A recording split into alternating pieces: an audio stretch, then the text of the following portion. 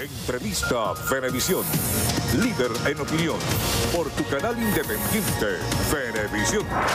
Muchísimas gracias por acompañarnos en Entrevista Venevisión. Ya estamos listos para iniciar nuestra conversación con el invitado del día de hoy, Carlos Larrazábal, presidente de Fedecámaras.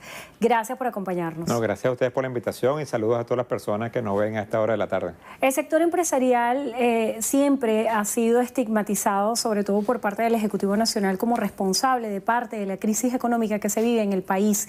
Y cuando hablamos de esta triada, el Ejecutivo, la empresa y el trabajador, tal vez es el trabajador el que está en el medio de estas dos fuerzas de poder, el que percibe aún más las situaciones de la crisis económica de Venezuela. Recientemente en este espacio estuvo el ministro del Trabajo y él aseguraba acerca de la solicitud que hubiese realizado Fedecámaras hace tiempo a la OIT de que enviara una comisión a Venezuela para hacer una evaluación de los trabajadores en el país, de que esta comisión nunca vino a Venezuela. ¿Cuál pudiera ser la razón por la que esta comisión de la OIT no vino al país y cómo se pudiera calificar hoy la fuerza laboral de Venezuela? Fíjate, la situación Fedecámaras desde el año 2003 introdujo una cantidad de denuncias en el marco de la Organización Internacional del Trabajo. Recordemos que en la Organización Internacional del Trabajo, la OIT, se reúnen todos los países del mundo, todas las representaciones sindicales del mundo y todos los empleadores del mundo. Es una organización típicamente tripartita que pertenece a las Naciones Unidas. Nosotros hemos venido denunciando en el transcurso de los años varios convenios que se han violado. Convenios de, por ejemplo, los más claros de aprobación del salario mínimo, donde tú tienes que aprobar en los países los salarios mínimos con el consenso de los trabajadores y de los empleadores para que el salario no pierda el poder de compra como se ha perdido en Venezuela. Aquí se han dado aumentos unilaterales que no van acompañados con políticas económicas que permiten que no se pierda eso. También está prohibido en el marco de la OIT que tú ataques a líderes empresariales o a líderes sindicatos, que tú expropies empresas, que tú hagas persecución al liderazgo sindical o empresarial. Todas esas normas se han venido documentando y se originó una primera misión de alto nivel que vino en enero del 2014. En esa época la misión estuvo aquí una semana, se reunió con diferentes factores sindicales, con factores empresariales y también con el Estado y sacó una cantidad de recomendaciones de retomar el diálogo social en el país que el gobierno, por cierto, ninguna de esas recomendaciones las cumplió. Eso originó que nosotros siguiéramos enfatizando el tema de la queja y en el mes de noviembre se aprobó una nueva misión que venía el 29 de enero de este año. Pero lamentablemente esa misión estableció una agenda donde ellos querían reunirse con todas las tendencias que ellos consideraban convenientes, afines al gobierno o no, y el gobierno quiso imponer una agenda que nada más fue con personas vinculadas al gobierno. La misión consideró que no estaban dando las condiciones y la suspendió. ¿A qué llevó eso? Que ahorita, el pasado 21 de marzo, en el Consejo de Administración de la Organización Internacional del Trabajo, se sometió a consideración la aprobación del artículo 26 de la OIT, que es lo que se llama una comisión de investigación, una comisión de encuesta, que es la máxima penalidad que puedes tener para un país que lo sometas a una investigación por incumplimiento. Este artículo se ha aplicado únicamente 12 veces en los 99 años de historia de la OIT y es la segunda vez que la solicitan los empleadores. Se aprobó en casos tan emblemáticos como en Polonia, cuando estaba Lech Walesa, se aprobó solicitado por los empleadores en el caso de Nicaragua, cuando estaba el gobierno sandinista antes de Violeta Chamorro, y ahora fue aprobado para Venezuela en vista del deterioro grande que hay en el diálogo tripartito en el país. ¿Qué consecuencias tiene la aplicación de esta sanción? Bueno, ahora el siguiente paso, ya que aparte de ser una sanción moral que pone a Venezuela bajo el ojo crítico de todos los órganos internacionales por el incumplimiento del diálogo social, se establece una comisión de tripartita de 3 miembros, uno que escogen los trabajadores, uno que escogen los países y otro que escogemos los empleadores, y esa misión se tiene que apersonar en Venezuela sin necesidad de tener la aprobación del gobierno nacional, sacar un informe que se lleva al seno de nuevo de la Organización Internacional del Trabajo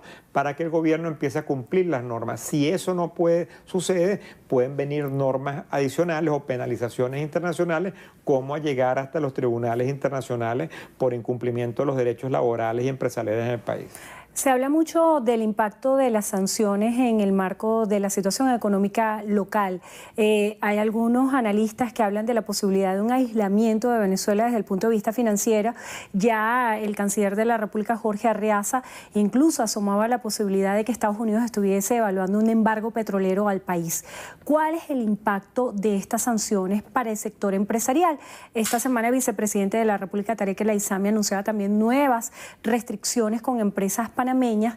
Estamos en víspera de un proceso electoral que parece estar marcado por esta palabra, sanciones. ¿Cuál es el impacto? Lo que hemos visto nosotros hasta ahora principalmente son sanciones personales, sanciones dirigidas de los países de la Unión Europea, de Estados Unidos, de Canadá, a personas donde ellos no consideran que es apropiado que tengan activos o que tengan actividades comerciales en sus países. Nosotros consideramos que cualquier país tiene el legítimo derecho de escoger quiénes pueden visitarlos, por eso hay visas, y quieren poder tener negocios en esos países. Y ellos han hecho una lista de personas que están en riesgo de tener activos por el lado de la corrupción o por el lado del narcotráfico. Esas son sanciones muy puntuales. Hay otra sanción que la dio Estados Unidos para transacciones vinculadas con PDVSA, que también no afectan ni la parte humanitaria de medicinas ni alimentos, pero también van dirigidas a tratar de controlar el flujo de capitales, que a veces es muy opaco alrededor de las operaciones de PDVSA. Esas no han tenido un impacto ya directo sobre esas personas. Preocupa en el caso ahorita de Panamá que en vista de esas sanciones, sobre todo las europeas, la de Canadá y Estados Unidos, Panamá, que es un centro financiero importante, toma unas precauciones sobre personas que ya han sido nombradas en las otras sanciones y les pone limitaciones para que tengan actividades comerciales en Panamá. Y lamentablemente el gobierno nacional toma una represalia y prohíbe y cancela los vuelos de Copa, que quizás es el caso más emblemático. Y eso profundiza el aislamiento que está teniendo Venezuela del resto del mundo. Ya el 75% del tráfico aéreo del país se ha ido del país. Todas las líneas internacionales se han ido progresivamente. Y Panamá, a través del Hub de las Américas, que ellos tienen en la ciudad de Panamá, era una fuente importante de flujo de comercio y de turismo para dentro y para fuera del país. Nada más Copa maneja 5.400 asientos semanales por los vuelos que tiene a través de la isla de Panamá. Y ahora, lamentablemente, Panamá toma una represalia y afecta a las líneas venezolanas. O sea que estamos afectando ahora Panamá, que maneja el 60% de los asientos, las empresas venezolanas manejaban el 40% de los asientos y nos quedamos encerrados más en el país sin posibilidad de promover el turismo y promover los negocios y crear la confianza para inversión que es tan necesaria en Venezuela. Se está hablando de manera extraoficial de una inflación anualizada que estaría rondando el 8.878%. Hay unas nuevas distorsiones en la economía local en torno al manejo del dólar paralelo, porque ya ahora no se hace a través de una página que era ilegal y que sigue siendo ilegal, sino que ahora hay un promedio de distintas páginas. ¿Cómo está manejando esto el sector empresarial y cuál pudiera ser la solución a esta crisis que está afectando a todos los venezolanos? Mira, la única solución que tiene este problema, como nosotros lo hemos planteado en forma reiterada, es modificar el modelo económico del socialismo del siglo XXI, poder ir a un mercado libre, cambiario, donde se trancen las divisas, donde el Banco Central asuma su control constitucional de manejar el sistema cambiario, el sistema monetario del país, que en este momento no lo controla, que tú puedas tener cifras reales y confiables emitidas por el Banco Central, que hoy no la dan, y eso no origina credibilidad en el mercado. Entonces, cuando tú tienes la opacidad, cuando tú no tienes una oferta de divisas oficiales en el mercado, hay un DICOM que prácticamente no transa nada para el tamaño de la economía venezolana y solo ha servido para devaluar la moneda oficial y que el Estado reciba más bolívares a cambio de esos dólares. Y entonces, al final del día, el mercado, cuando tú tienes una opacidad tan grande, se pone más complejo en su manejo, porque no hay certeza y el valor del dólar termina siendo lo que alguien esté dispuesto a pagar por él y alguien esté dispuesto a recibir por él. Y eso lamentablemente crea grandísimas distorsiones, crea grandes incertidumbres en el mercado y afecta a las estructuras de costo de todas las empresas. La dolarización como propuesta, así como la está haciendo el asesor económico del candidato Henry Falcón, Francisco Rodríguez, ¿sigue siendo una alternativa para la economía nacional? Mira, el tema de la dolarización es un tema muy complejo y no es una solución salomónica, no es una solución a todos los problemas que tiene el país. Los países que se han ido a la dolarización es una etapa final después que tú estabilizas la economía, después que tú corriges todos los desequilibrios que hay en la economía nacional. No es que vas a la dolarización de inmediato, porque tú tienes que corregir los desequilibrios monetarios, los desequilibrios cambiarios, los desequilibrios fiscales, y después los estados llegan a la conclusión, yo no soy capaz de controlar mi economía, yo me dolarizo. Pero eso tiene un impacto muy, muy importante que no se toma en la consideración de la propuesta del señor Francisco Rodríguez, que cómo queda el nivel de competitividad de los diferentes sectores, porque a qué tasa de cambio tú vas a unificar la moneda, a qué tasa de cambio, cuál es el nivel de competitividad del sector agrícola, del sector industrial, del sector turismo, de los salarios de los empleados y los trabajadores. ¿Cuál es la tasa de equilibrio que se llega ahí para que tú no termines de afectar y no te crees un chaleco de fuerza como le sucedió a Argentina? Tuvo una economía dolarizada y tuvo que salir de ella.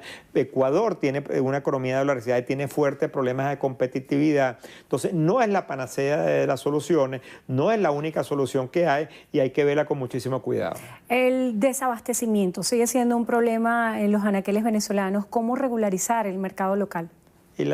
La única solución que hay es para aumentar la oferta, eliminar los controles de precios que hacen que los productos que se fabrican a pérdida desaparecen de los anaqueles porque nadie puede producir a pérdida, y esa situación, en vez de solventarse, se está empeorando lamentablemente.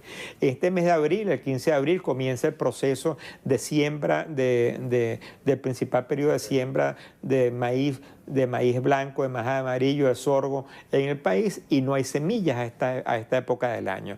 No hay cómo sembrar, no hay fertilizante, no hay agroquímicos. ¿Cuál es la causa fundamental de eso? Que el gobierno expropió Agroisleña, la convirtió en Agropatria, después creó Agrofan, ahora creó un monopolio de todo el sector agrícola y no le da los insumos a los agricultores. Eso lamentablemente va a agravar el problema de abastecimiento. Tenemos fuertes problemas en el campo, por ejemplo, por el tema de la escasez de billetes.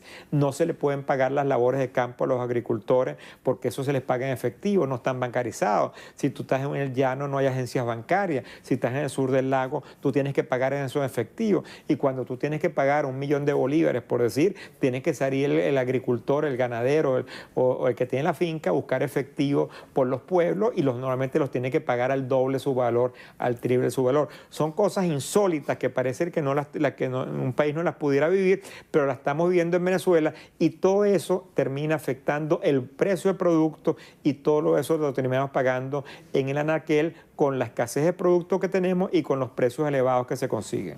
Muchísimas gracias por estar con nosotros hoy en Entrevista a Venevisión. Gracias a ustedes y saludos a todos los que nos escuchan. Muchísimas gracias por acompañarnos. Será hasta la próxima.